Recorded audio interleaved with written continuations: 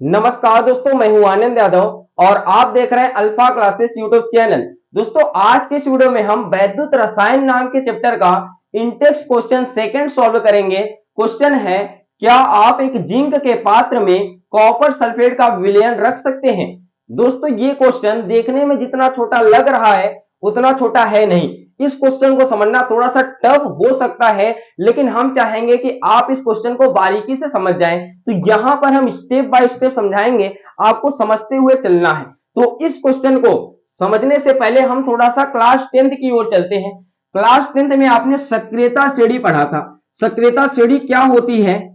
केदारनाथ, कामाली, आलू जरा फीका पकाता है, कौन है आगे आया। तो ये होती है दोस्तों धातुओं की सक्रियता श्रेणी।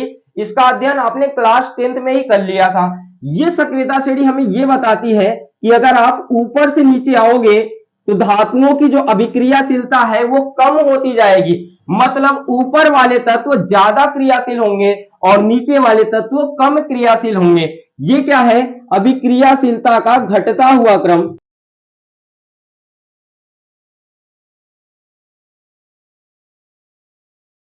अभिक्रियाशीलता का घटता हुआ क्रम। अब हमें समझना है यहां पर क्या है? जिंक। जिंक का कोई पात्र है और इसमें कह रहा है कि कॉपर सल्फेट का विलयन रख सकते हैं कि नहीं। तो यहां पर है हमारे पास जिंक और यहां पर है कॉपर सल्फेट। तो अगर आप इस सक्रियता श्रेणी में देखेंगे तो ये है हमारे पास जिंक और इसके नीचे क्या है? कॉपर है।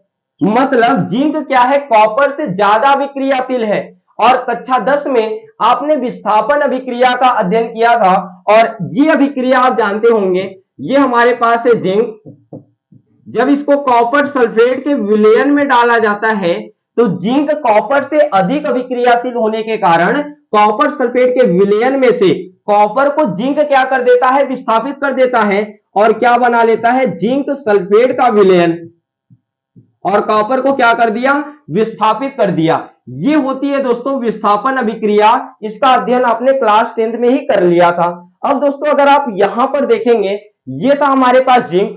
अगर इसके बर्तन में हम कॉपर सल्फेट को रखेंगे तो जिंक क्या करेगा? कॉपर सल्फेट के विलयन में से कॉपर को विस्थापित करेगा। अगर जिंक कॉपर सल्फेट के विलयन में से कॉपर को विस्थापित कर रहा है, इसका मतलब जिंक टूट टूट कर कहां पर जा रहा होगा? विलयन में। अगर जिंक हमारा टूट टूट कर विलयन में जा रहा है तो एक हिसाब से जिंक खत्म होता जाएगा। अगर हमारे पास जिंक का कोई बर्तन है, उसमें कॉपर सल्फेट का विलयन रख देंगे तो जिंक टूट टूट कर कहां पर जाएगा? विलयन के अंदर। तो कुछ समय बाद अभिक्रिया जब हो जाएगी तो आपका जो जिंक का बर्तन है वो पूरी तरीके से खत्म हो जाएगा, क्योंकि पूरा जिंक कहां पर चला गया? विलयन में चला गया। तो ये है क्लास 10th का कंसेप्ट। इससे आप समझ सकते हो कि हम जिंक के पात्र में कॉपर सल्फेट का विलयन नहीं रख सकते। क्यों नहीं रख सकते? क्योंकि जिंक क्या है? कॉपर से ज्यादा क्रियाशील है और इस कारण जिंक टूट टूट कर कहां पर जाएगा? विलयन में जाएगा कॉपर को विस्थापित करने के लिए। जब आपका बर्तन में से जिंक टूट टूट कर विलयन में जा रहा है तो बर्तन का पूरा जिंक खत्म, मतलब बर्तन पूरा क्या हो जाएगा? खत्म हो जाएगा। अब हम समझते हैं क्लास 12th का कंसेप्ट क्या है। तो दोस्तों आपको पता होगा ई नॉट Zn2 प्लस से Zn का मान होता है -0.76 वोल्ट और ई नॉट Cu2 प्लस से Cu का मान 0.34 वोल्ट होता है। ये क्या है? जिंक और कॉपर के एसआरपी की वैल्यू है। एसआरपी का मतलब होता है स्टैंडर्ड रिडक्शन पोटेंशियल। हिंदी में इसको मानक अपचयन विभव कहा जाता है। आप पढ़े होंगे कि जिंक के मानक अपचयन विभव का मान -0.76 वोल्ट होता है और कॉपर के मानक अपचयन विभव का मान 0.34 वोल्ट होता है। अब दोस्तों आपसे क्वेश्चन है, आपको बताना है हमारे पास दो लोग हैं और इसके लिए भी एसआरपी की वैल्यू दी है और इसके लिए भी एसआरपी की वैल्यू दी है। अब हम कहते हैं कि इसके एसआरपी की वैल्यू कम है और इसके एसआरपी की वैल्यू ज्यादा है। बस आपको एक छोटा सा जवाब देना है कि कम एसआरपी वाला ज्यादा एसआरपी वाले को विस्थापित करेगा कि ज्यादा एसआरपी वाला कम एसआरपी वाले को विस्थापित करेगा। तो ज्यादा दिमाग नहीं लगाना है, इससे आप समझ सकते हो। आप यहां पर देखेंगे तो जिंक क्या कर रहा है, कॉपर को विस्थापित कर रहा है, और यहां पर जिंक और कॉपर दोनों के लिए एसआरपी की वैल्यू दी है। जिंक के एसआरपी की वैल्यू है -0.76 वोल्ट और कॉपर के एसआरपी की वैल्यू है 0.34 वोल्ट। मतलब जिंक के एसआरपी की वैल्यू क्या है, कम है, और कॉपर के एसआरपी की वैल्यू ज्यादा है। और यहां पर आप देख रहे हैं जिंक क्या कर रहा है, कॉपर को विस्थापित कर रहा है। मतलब कम एसआरपी वाला ज्यादा एसआरपी वाले को विस्थापित करता है। मतलब ये क्या करेगा, इसको विस्थापित कर देगा। तो यहां से आप एक चीज और सीख गए कि हमेशा कम एसआरपी वाला ज्यादा एसआरपी वाले को क्या करता है, विस्थापित करता है। अब किताब हमारा ये कहता है कि ये दोनों एसआरपी की वैल्यू दी है दोनों के लिए।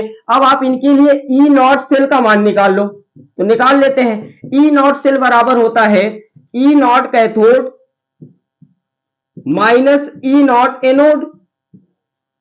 तो यहां से ई नॉट सेल बराबर क्या हो जाएगा, ई नॉट कैथोड। कैथोड पे कौन होगा, कॉपर, तो क्या लिखेंगे ई नॉट Cu2 प्लस से Cu, और इधर क्या हो जाएगा ई नॉट Zn2 प्लस से Zn। दोनों के लिए एसआरपी की वैल्यू दी है। इसका मान कितना है, यहां पर 0.34 वोल्ट माइनस इसका मान कितना है, माइनस का 0.76 वोल्ट। अगर आप इसको हल करेंगे तो माइनस माइनस कैंसिल हो जाएगा, दोनों को जोड़ देंगे तो 1.1 वोल्ट आएगा। किसकी वैल्यू, ई नॉट सेल की वैल्यू। अब दोस्तों किताब हमारा ये कहता है कि अगर दो लोगों के लिए एसआरपी का मान दिया है और उनसे हम ई नॉट सेल का मान निकालते हैं, अगर वो धनात्मक आ जाता है मतलब अभिक्रिया हो जाएगी। कौन सी अभिक्रिया, विस्थापन अभिक्रिया। तो यहां पर भी ई नॉट सेल का मान क्या आ रहा है, धनात्मक आ रहा है। मतलब यहां पर भी विस्थापन अभिक्रिया हो जाएगी। जिंक क्या कर देगा, कॉपर सल्फेट के विलयन में से कॉपर को विस्थापित कर देगा। तो यहां पर ई नॉट सेल का मान धनात्मक आने का क्या मतलब है, विस्थापन अभिक्रिया होगी। अगर विस्थापन अभिक्रिया होगी तो यहां पर जिंक क्या करेगा, कॉपर सल्फेट के विलयन में से कॉपर को विस्थापित करेगा। तो अगर हमारे पास कोई जिंक का बर्तन है, उसमें हम कॉपर सल्फेट का विलयन रख देंगे तो जिंक टूट टूट कर कहां पर जाएगा, विलयन में, कॉपर को विस्थापित करने के लिए। तो यहां पर कुछ समय बाद पूरा जिंक का बर्तन क्या हो जाएगा, खत्म हो जाएगा, क्योंकि पूरा जिंक कहां पर चला गया, विलयन में चला गया कॉपर को विस्थापित करने के लिए। तो इसका छोटा सा आंसर यहां पर हो जाता है, हम यहां पर लिख देते हैं, क्योंकि ई नॉट सेल धनात्मक है अतः अभिक्रिया होगी, इस कारण हम जिंक के पात्र में कॉपर सल्फेट का विलयन नहीं रख सकते। तो ये छोटा सा आंसर है इस क्वेश्चन का। और दोस्तों इसी के साथ ये क्वेश्चन आपका समाप्त होता है। लेकिन मैं आपको एक चीज और समझाना चाहता हूं। देखो आप खुद से सोचो, अगर हम कॉपर सल्फेट के विलयन को जिंक के बर्तन में नहीं रख सकते तो किसके बर्तन में रख सकते हैं। देखो यहां से एक चीज साबित हो गया कि कॉपर आपका यहां पर है, कॉपर इन सब से क्या है, कमजोर है। मतलब कॉपर सल्फेट के विलयन को हम इन सब में से किसी के भी बर्तन में नहीं रख सकते, क्योंकि ये सब के सब कॉपर से क्या है, मजबूत है, ज्यादा विक्रियाशील है। अगर हम इन सब के बर्तन में कॉपर सल्फेट के विलयन को रखेंगे तो ये सब के सब कॉपर सल्फेट के विलयन में कूदेंगे कॉपर को विस्थापित करने के लिए और खुद खत्म हो जाएंगे।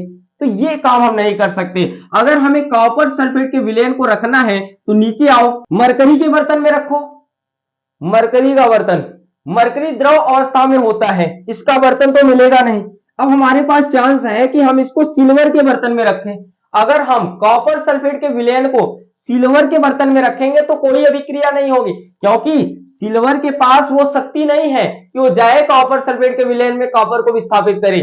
सिल्वर जिंक के जैसा थोड़ी है कि जिंक के जैसा जाएगा कॉपर सल्फेट के विलयन में कॉपर को विस्थापित करेगा, नहीं, क्योंकि जिंक क्या था, कॉपर से मजबूत था, वो कर सकता था। लेकिन सिल्वर क्या है, कॉपर से कमजोर है, उसके पास, सिल्वर के पास जिंक के जैसी क्षमता नहीं है कि वो चला जाए कॉपर सल्फेट के विलयन में कॉपर को विस्थापित करने के लिए। तो यहां पर हम रख सकते हैं, अगर हमारे पास सिल्वर का कोई बर्तन है उसमें कॉपर सल्फेट का विलयन रखेंगे तो आराम से रख सकते हैं, कोई दिक्कत परेशानी नहीं होगी। अगर आप और अच्छे से समझना चाहते हो तो उसका भी तरीका है।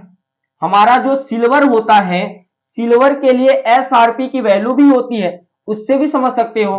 तो ई नॉट Ag प्लस से Ag का जो मान होता है वो होता है 0.80 वोल्ट। तो यहां से अगर हम ई नॉट सेल का मान निकालेंगे तो यहां पर क्या हो जाएगा, ई नॉट Ag प्लस से Ag, और इसका मान कितना होता है 0.80 वोल्ट। अब अगर हम इसको सॉल्व करेंगे तो यहां से ई नॉट सेल का मान क्या आएगा, माइनस का 0.46 वोल्ट। अब हमारा किताब ये कहता है कि अगर हमें दो लोगों के लिए एसआरपी की वैल्यू दी गई है और उनसे हम ई नॉट सेल का मान निकालते हैं, अगर वो निगेटिव आता है तो कोई भी विस्थापन अभिक्रिया नहीं होगी, हम बिंदास रख सकते हैं, कोई दिक्कत परेशानी नहीं होगी। समझ गए।